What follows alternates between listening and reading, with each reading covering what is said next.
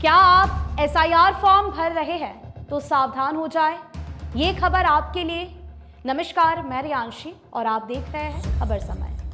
सिलीगुड़ी और पूरे प्रदेश में एसआईआर का काम जोरों से चल रहा है। बहुत से लोग ऑनलाइन फॉर्म भर रहे हैं, जबकि कई लोग ऑफलाइन फॉर्म भरकर बीएलओ के सुपुर्द कर रहे हैं। जो लोग ऑनलाइन एसआईआर फॉर्म भर रहे हैं या फिर जो लोग ऑनलाइन या ऑफलाइन दोनों कोई भी माध्यम से एसआईआर की फॉर्म भर रहे हैं, उनके लिए कुछ सावधानियों का पालन करना बेहद ही जरूरी है।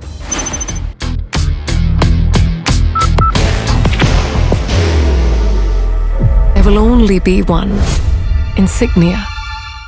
अन्यथा आपके साथ बहुत बड़ा धोखा हो सकता है। दरअसल देश के 12 राज्यों में फिलहाल एसआईआर चल रहा है, उनमें पश्चिम बंगाल भी एक है। एसआईआर फॉर्म को अपलोड करने को लेकर इस समय मतदाताओं के साथ साइबर ठगी की घटनाएं बढ़ गई है। मध्य प्रदेश, केरल, राजस्थान से लेकर बंगाल में भी कई मतदाताओं के साथ ठगी की घटनाएं बढ़ी है। साइबर ठग एसआईआर फॉर्म अपलोड करने के क्रम में मतदाताओं से उनके मोबाइल पर आए ओटीपी नंबर पूछ रहे हैं और एसआईआर प्रक्रिया को पूरा करने के नाम पर मतदाताओं से छल कर रहे हैं। पश्चिम बंगाल में इस तरह की बढ़ती घटनाओं के बीच राज्य चुनाव आयोग ने इसका संज्ञान लिया है। राज्य चुनाव आयुक्त मनोज अग्रवाल के कार्यालय से पहले ही इस संबंध में राज्य के मतदाताओं को जागरूक करते हुए एक अधिसूचना प्रकाशित की गई है। इसमें साफ कहा गया है कि मतदाता एसआईआर फॉर्म अपलोड करते समय किसी को भी ओटीपी ना बताएं और अपने मोबाइल से ही फॉर्म डाउनलोड करें। राज्य चुनाव आयोग ने राज्य के लोगों को नसीहत दी है कि किसी भी सरकारी संस्था की ओर से मतदाताओं से उनके मोबाइल पर आए ओटीपी अथवा पिन नंबर को नहीं पूछा जाता है। बाहर की भागदौड़ अब नहीं तोड़ेगा आपके घर का सुकून। SBM गोल्ड UPVC विंडोज, आपके घर का सुकून। इसीलिए उन्हें सावधान हो जाने की जरूरत है। अगर कोई आपसे ओटीपी नंबर मांगता है तो सावधान हो जाए। वो व्यक्ति साइबर ठग हो सकता है जो आपका ओटीपी नंबर जानकर नकली एपीके फाइल डाउनलोड करके आपको वो सलाह दे सकता है और इस तरह से वो आपके वित्तीय प्रबंधन को हाईजैक कर सकता है या फिर आपका फोन हैक कर सकता है। अधिकारियों ने साइबर फ्रॉड से बचने के लिए कुछ उपाय बताए हैं जिन्हें ध्यान में रखना जरूरी है।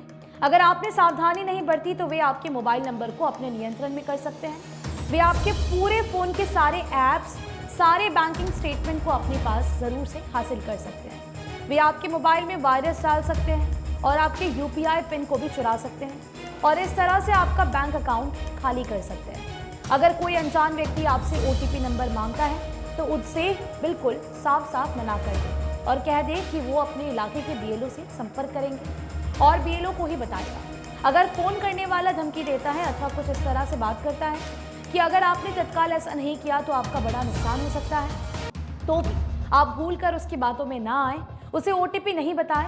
कोई भी सरकारी संस्था कभी भी अपने उपभोक्ता से OTP number, pin number, message, गुप्त जानकारी आदि या व्यक्तिगत विवरण की जानकारी फोन पर नहीं मांग सकता या कभी नहीं मांगता है।